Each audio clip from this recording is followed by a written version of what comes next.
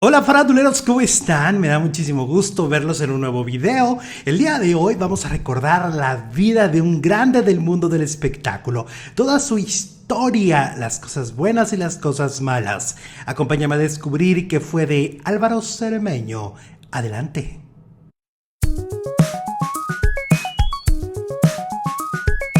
El actor y cantante Álvaro Cermeño nació el 21 de enero de 1935 en Tequila, Jalisco, pueblo mágico, reconocido por la producción de la bebida más famosa de México, el tequila, a pesar de haber tenido una vida corta, ya que murió a los 52 años. Estuvo llena de éxitos, películas y canciones. ¿Qué fue de Álvaro Cermeño a continuación?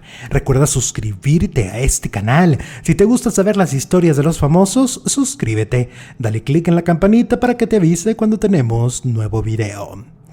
El pintoresco y famoso pueblo de Tequila en el estado de Jalisco vio nacer a Álvaro Cermeño el 21 de enero de 1935. Vivió los primeros años de su vida en ese poblado, hoy considerado como mágico, y cuna del tequila, famoso en todo el mundo. Debido al ambiente que lo rodeaba en sus primeros años en Guadalajara, se formó en él un carácter jovial, honesto y sin complicaciones, amante de cantar y tocar la guitarra. Y viviendo en Jalisco, por supuesto que llevaba la charrería en las venas, otro arte que empezó a practicar desde niño.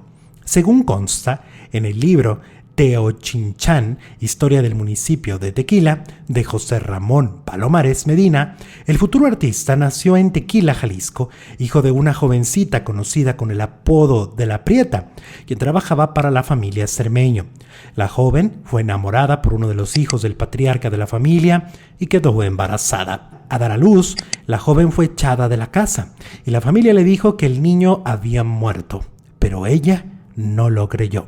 El niño fue llevado a Guadalajara, donde creció sin saber quién era su verdadera madre.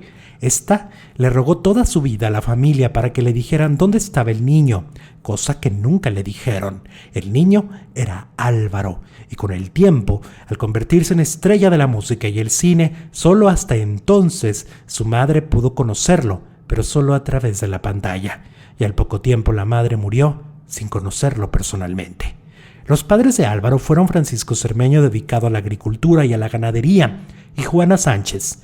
Tuvo 2 hermanos y una hermana. En 1940 la familia se mudó a Zumpango, en el Estado de México, muy cerca de la Ciudad de México, donde tenían un rancho llamado El Centinela, y donde su abuelo era el presidente municipal.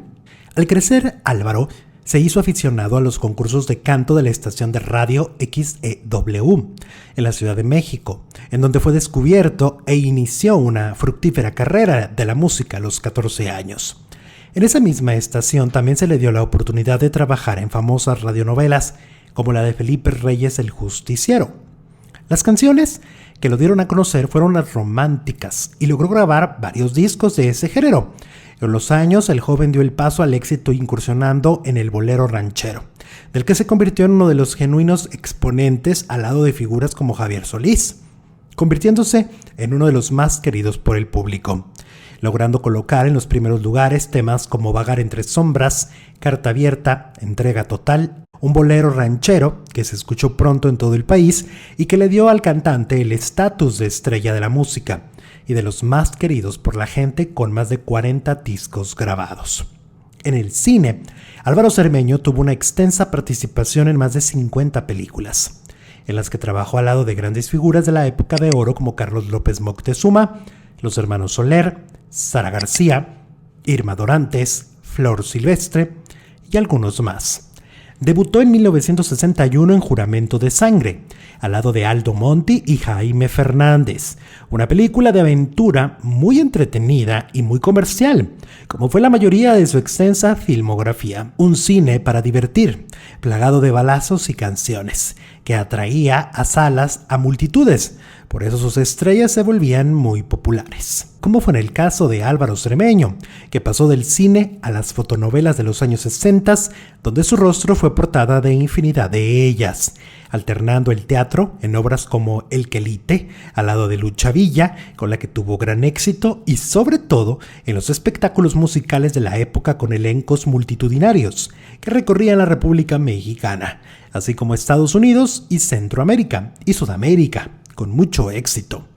En los años 60 y en la cúspide de la popularidad, Álvaro Cermeño protagonizó la telenovela La Vecindad, de la mano del productor Ernesto Alonso, y que llevaba como protagonista femenina a Julissa. En ella también actuaba Carmen Salinas en su primera participación en telenovela, y Jacqueline Andere como villana, así como Enrique Álvarez Félix. Cabe destacar que originalmente la telenovela no era para Álvaro, sino para Javier Solís, pero este la rechazó porque no le pareció buena la historia. Y el papel fue a dar entonces a Cermeño, que hay que decir dejó muy contento al productor por su naturalidad frente a las cámaras. Pero volviendo al cine, otros títulos que marcaron su trayectoria son Nos lleva la tristeza, en 1964, junto a Manuel López Ochoa, Andrés Soler e Irma Dorantes.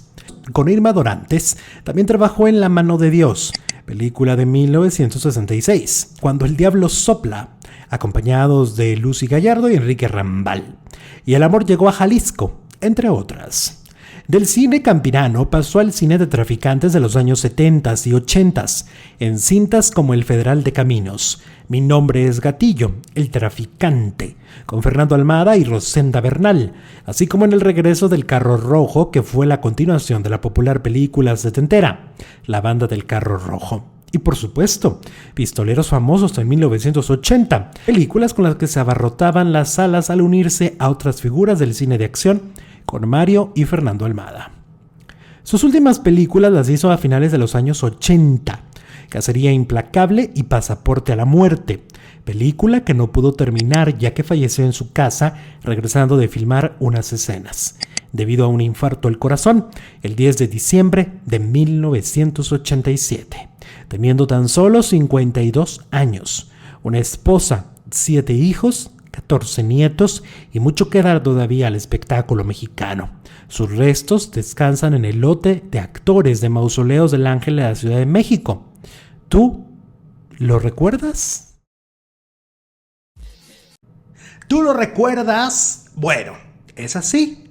Deja un comentario. ¿No es así? Deja comentario.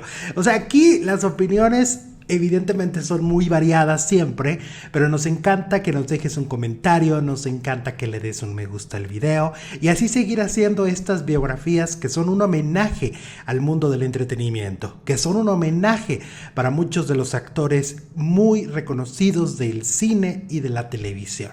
Por supuesto, deja un me gusta y nos vemos en el próximo video. Gracias.